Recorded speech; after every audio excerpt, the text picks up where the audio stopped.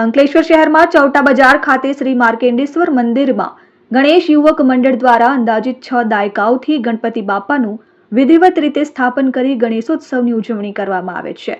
દર વર્ષે મનમોહક વિષયને અનુરૂપ મંડપમાં સજાવટ કરીને ભક્તોમાં આકર્ષણનું કેન્દ્ર બની રહ્યા છે। ત્યારે વર્તમાન ગણેશોત્સવમાં શ્રી માર્કેન્ડેશ્વર ગણેશ યુવક મંડળ દ્વારા ઇસ્કોન મંદિરની થીમ પરથી ગણેશજીની આકર્ષક પ્રતિમાનું સ્થાપન કરાયું છે। વિઘ્નહર્તા દેવને શ્રી કૃષ્ણ સ્વરૂપ સાથે રાધાજી, ગોપીઓ, ગોવાળિયા, નંદી ઘર સહિતની સજાવટે ગણેશોત્સવમાં ભક્તોમાં વૃંદાવનની છાપ અંકિત કરે છે।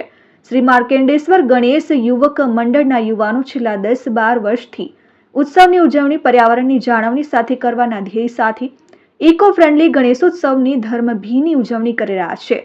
હિન્દુ સંસ્કૃતિને ઉજાગર કરતા યુવાનોએ ગણેશજીને શ્રી કૃષ્ણનું સ્વરૂપ આપીને શ્રીજીના ભક્તોમાં અલાયદી ઓળખ ઊભી કરી છે અને આકર્ષક ગણેશજીની શ્રી કૃષ્ણ સ્વરૂપ પ્રતિમાની સ્થાપના કરી શ્રી માર્કેન્ડેશ્વર યુવક મંડળના સાહસ, મહેનત અને ભક્તિને ભક્તો બિરદાવી રહ્યા છે।